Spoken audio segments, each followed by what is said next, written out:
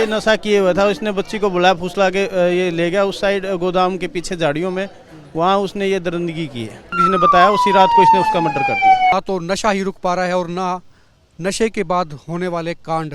दरअसल हिसार में जिस 8 साल की विदेशी बच्ची के साथ में दुष्कर्म और उसके बाद में हत्या की गई, वो कांड भी एक नशेड़ी द्वारा अंजाम दिया गया।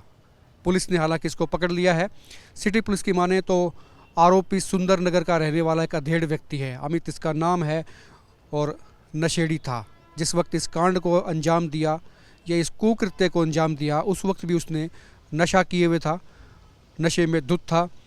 किस तरह का नशा कर रहा था ये रिमांड में पता लगेगा। पुलिस थोड़ी देर बाद इसको कोर्ट में पेश करेगी और फिर इसका रिमांड लेगी। दरअसल ये घटना तफसील से मैं आपको बता दूं।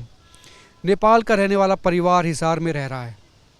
परिवार के जो लोग हैं वो खाना बनाते हैं, कुक हैं, और उनकी 8 साल की बच्ची वो अपने घर के पास थी। उस बच्ची को आरोपी अमित बहला फुसला कर अपने साथ ले गया, उसके साथ में दुष्कर्म किया और फिर उसकी निर्ममता से हत्या कर दी। और हत्या भी इतनी दरिंदगी के साथ में जिसको सुनकर ही आपके रोंगटे खड़े हो जाएंगे, आपकी रूह कांप जाएगी। दरअसल दुष्कर्म के बाद में बच्ची के सिर को ईंट और पत्थर से वार किया गया, उसको कुचलने का प्रयास किया गया। 10 तारीख का ये वाक़या, 10 तारीख को ही उसका अपहरण हुआ, 10 तारीख को दुष्कर्म हुआ, 10 तारीख को ही हत्या कर दी गई। लेकिन पुलिस को सिर्फ मिली तो डेड बॉडी। आज उसका पोस्टमार्टम हुआ है, उधर आरोपी को पकड़ लिया गया क्योंकि सीसीटीवी फुटेज में वो दिखाई दे गया था।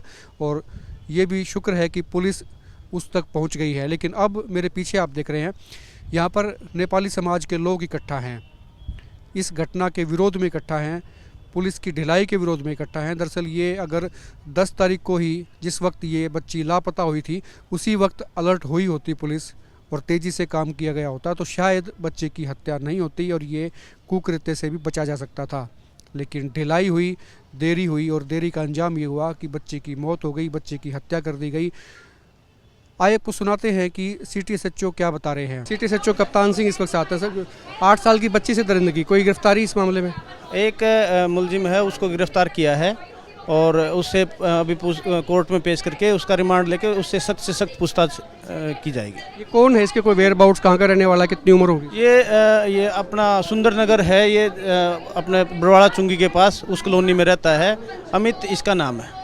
क्या बताया सर इसने, कैसे इसने क्या अपहरण किया था बच्ची का, पहले कैसे कैसे क्या हुआ है? हाँ, इसने बच्ची को अकेला पाके और ये नशा किए हुआ था। उसने बच्ची को बुलाया, फुसला के ये ले गया उस साइड गोदाम के पीछे झाड़ियों में, वहाँ उसने ये दरिंदगी की है।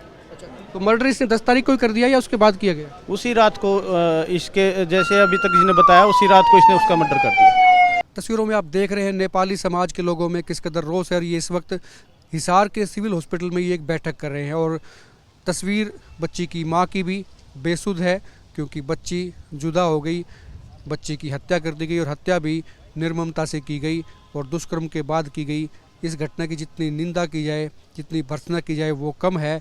लेकिन सिर्फ नेपाली समाज को नहीं, पूरे शहर को, पूरे समाज को, पूरे हिंदुस्तान को इस बात पर रोष है कि इस तरह की वारदात को अंजाम दिया गया। लेकिन देखने वाली बात यह है कि गली मोहल्लों में भी इस तरह के नशेड़ी घूम रहे हैं और हर किसी को सजग होने की ज़रूरत है। हो सकता है कि आपके पड़ोस में भी जो नशा करने वाले हैं, आसपास के बच्चों पर बुरी नज़र रखते हों, सावधान रहने की ज़रूरत है। सरकार दावे बहुत करती है कि नशे पे कंट्रोल करने के प्रयास किए जा रहे हैं, लेकिन ना तो नशा कंट्रोल हो रहा है और ना नशेड़ी जो वारदात कर रहे हैं उन पर अंकुश।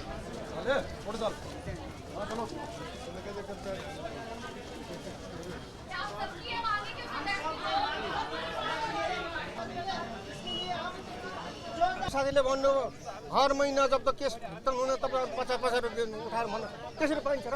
हुन्न त्यसरी। पहिले यहाँ सरकारबाट चाहिँ भुक्तान हुनु उसो पुगेन भने बल्ल हामी